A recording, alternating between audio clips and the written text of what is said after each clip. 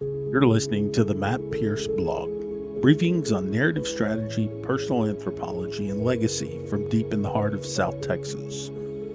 This is identity architecture for leaders navigating high-stakes frontiers. And now, today's dispatch.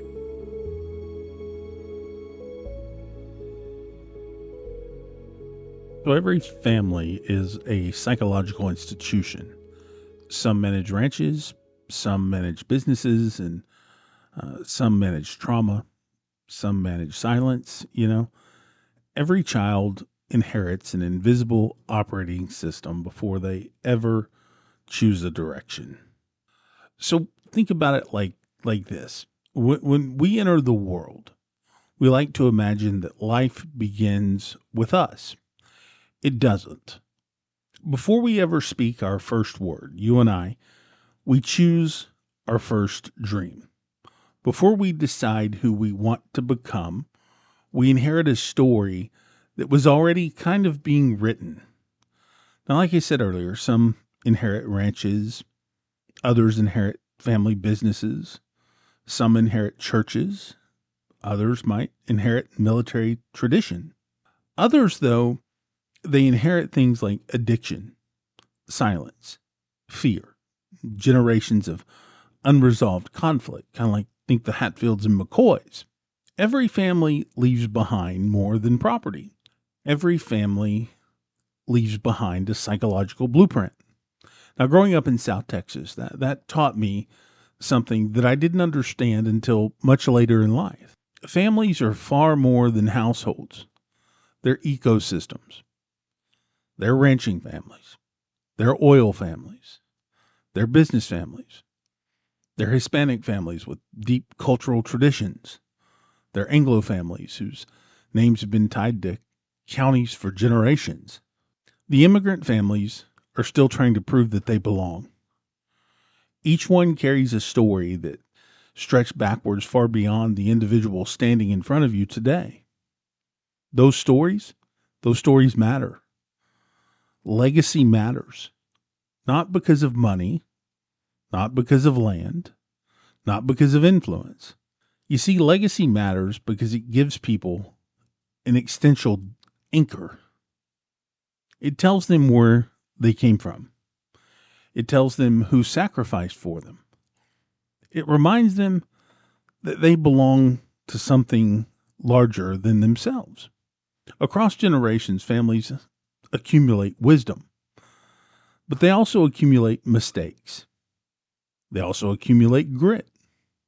They accumulate values, and they quietly pass those things forward. The inheritance is often far more valuable than the balance sheet itself. But here's the danger. That same legacy gives us roots that also become gravity.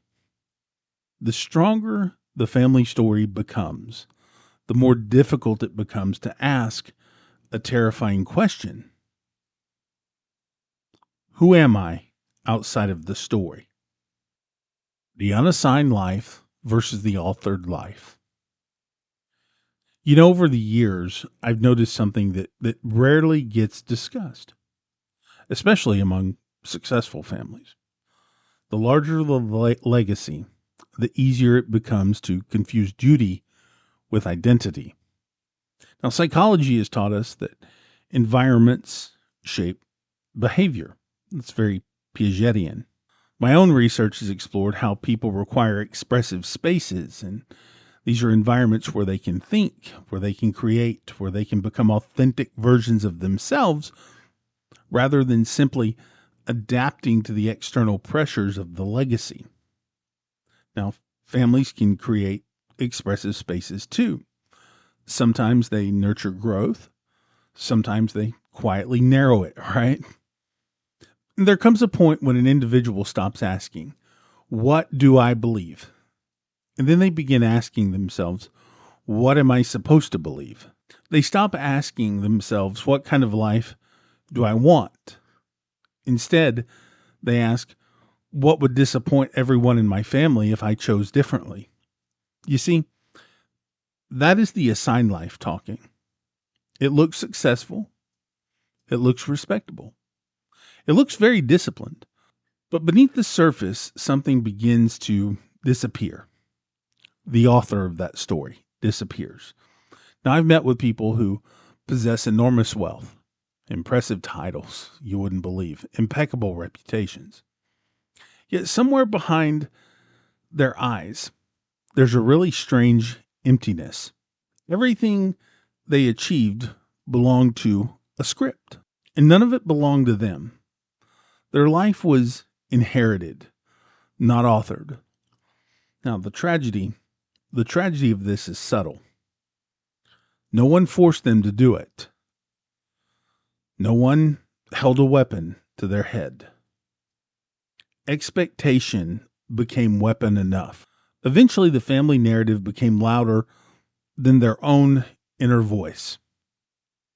And what happens when this happens, I should say, identity slowly dissolves into this institutional loyalty, like you're the royals, like you're the monarchy, right? You become the caretaker of someone else's dream or responsibility. Let's say you become an ambassador for a story that you never consciously chose.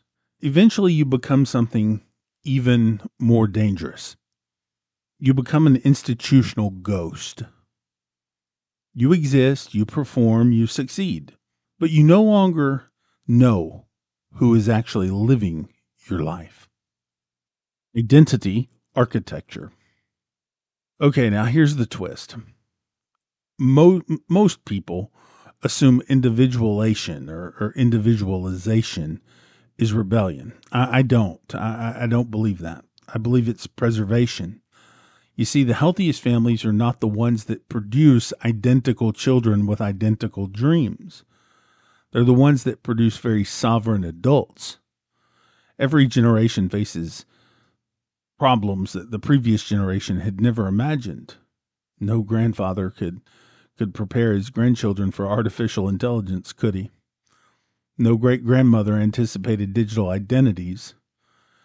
No family constitution can anticipate every future change. That means legacy cannot survive through replication. It survives through adaptation, you see. Now, my research as a researcher is increasingly centered on how people flourish when they possess genuine autonomy, and that this happens in authentic spaces for expression. I've argued that environments either expand human potential or they quietly compress it. Families are no different. The purpose of becoming your own persona is not to dishonor your family. It's to keep your family alive, you see. Because every generation must contribute something new. Otherwise, the lineage becomes a museum instead of a living organism. Now, for me, uniqueness has never meant becoming eccentric. It means standing on the frontier of your own life, your own destiny, looking honestly at your own life, looking honestly at your own gifts, looking honestly at your own wounds, understanding the stories that shaped you, making a conscious decision of that, thinking about which parts of this inheritance deserve to continue, and which parts of this inheritance are going to end with me. That's the identity architecture. No rejection. It's selection. It's not rebellion. It's responsibility. Not abandonment. It's authorship. The call to the frontier. Perhaps that's the real purpose of this thing that we hear a lot of called legacy. Not to create copies, not to create builders, but to create architects. The healthiest lineage is one where every generation receives some sort of inheritance, and then they improve it, not just financially. You honor your roots without becoming imprisoned to them. You remember where you came from without allowing the past to dictate every future decision that's made.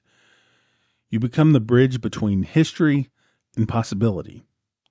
You're not simply protecting the family, you're expanding on it. Because the greatest inheritance that any family can leave behind is absolutely not wealth. It's permission. Permission for the next generation to become fully alive, fully themselves. So today I leave you with one simple question. A question that I think every person should answer, hopefully, before they die. If your name disappeared from the family business tomorrow, if the title vanished, if the inheritance vanished, if the reputation vanished, who is the person still standing in the room? Because that person is the one who finally begins to write a truly authored life. Thank you for listening to this briefing. To read the expanded textual analysis of today's dispatch and join my private research community, visit mattpierceblog.substack.com, or you can visit my website, mattpierceblog.com. And I accept a strictly limited annual registry of private advisory clients navigating corporate exits, generational transitions, and major career frontiers.